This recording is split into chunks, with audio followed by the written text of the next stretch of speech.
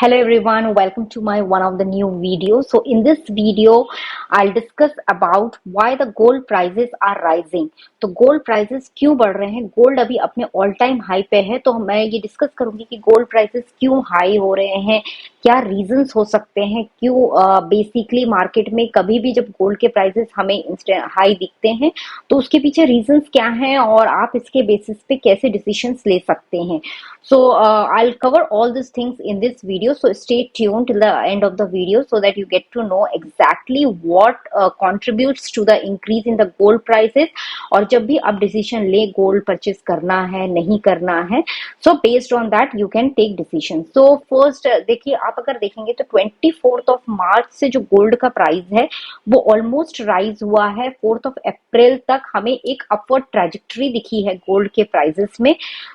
इसके बहुत सारे रीजंस हैं जो कि बहुत जो इम्पोर्टेंट रीजंस हैं वो मैं डिस्कस करूंगी. सबसे फर्स्ट इम्पोर्टेंट फैक्टर जो गोल्ड के प्राइसेस में इम्पैक्ट करता है वो है कोई भी अगर जियो पॉलिटिकल टेंशंस हैं, जो कि अभी अगर हम बात करें कि मिडिल ईस्ट में जो टेंशन हो रही है और यूक्रेन और रशिया में जो टेंशन हो रही है, उसकी वजह से जो इंटरेस्ट रेट कट्स होते हैं और इसकी वजह से जो मिडिल ईस्ट में जो टेंशन हो रही है प्लस यूक्रेन या आप इसका देख लीजिए रशिया का जो हो रहा है, इसकी वजह से जो होता है गोल्ड में इम्पैक्ट पड़ता है. और जो इंटरेस्ट रेट कट्स होते हैं जो यूएस के, तो उसकी वजह से भी जो नॉन यील्डिंग एसेट्स हैं जैसे कि गोल्ड हो गया वो अट्रैक्टिव बन जाते हैं इंटरेस्ट बियरिंग इन्वेस्टमेंट्स के लिए, क्योंकि इन्वेस्टर्स के लिए ये एक बहुत अच्छा यू कैन से एक एसेट क्लास हो जाता है परचेस करने के लिए.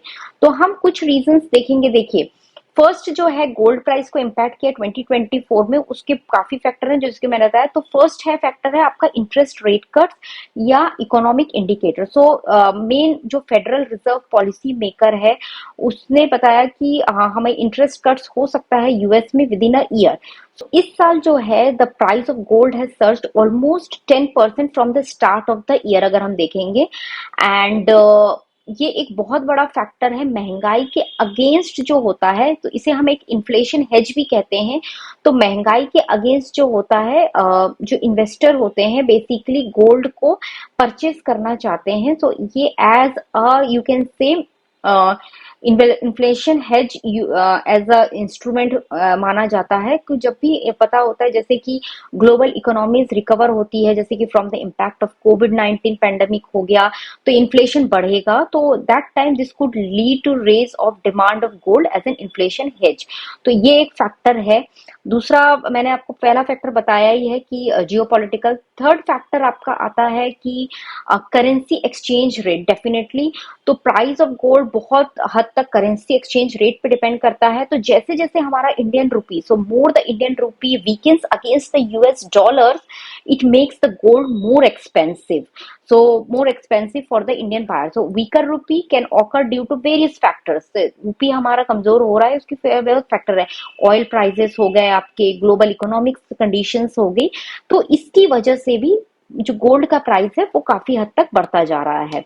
इन्वेस्टमेंट एंड स्पेकुलेशन, जैसे कि मैंने बताया कि जो गोल्ड की जो डिमांड है during the times of uncertainty, जैसे कि अनसर्टेनिटी है, अगर वॉर लाइक सिचुएशन हो रही है, स्टेबिलिटी नहीं है, तो ट्रेडर्स और इन्वेस्टर्स जो होते हैं वो क्या करते हैं, एक दूसरे एसेट क्लास में इन्वेस्ट करने की कोशिश करते हैं, जिसकी वजह से वो गोल्ड खरीदते हैं और इसकी वजह से गोल्ड का प्राइस जो है वो बढ़ता जाता है. बॉटम लाइन अगर हम बोले कि क्या रीजंस हैं, तो बॉटम लाइन तो यही रीजन है आपके कि एक हो गया वीकेनिंग डॉलर आपका और स्ट्रॉन्ग. तो डॉलर जितना आपका कमजोर होगा, तो अगर हम बॉटम लाइन बोले तो इंडिया में जो फैक्टर्स हैं जिसकी वजह से गोल्ड का प्राइस बढ़ रहा है वो है ऑनगोइंग कॉन्फ्लिक्ट जो हो रहा है इसराइल हमास में, क्रूड ऑयल के प्राइसेस जो बढ़ रहे हैं. सेकंड फैक्टर हो गया पोटेंशियल डिस्ट्रप्शंस जो है India trade relationship with Israel के साथ.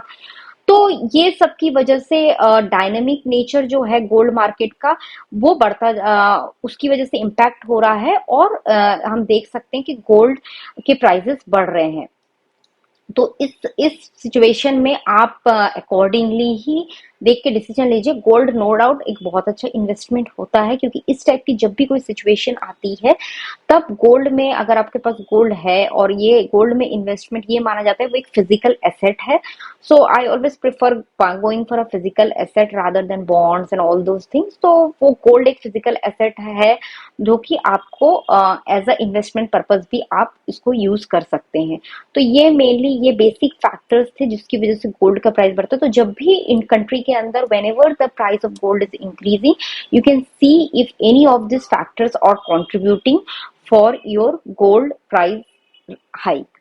So this is all about in this video. Hope you like this video. If you like, please do subscribe to the channel. Thank you everyone.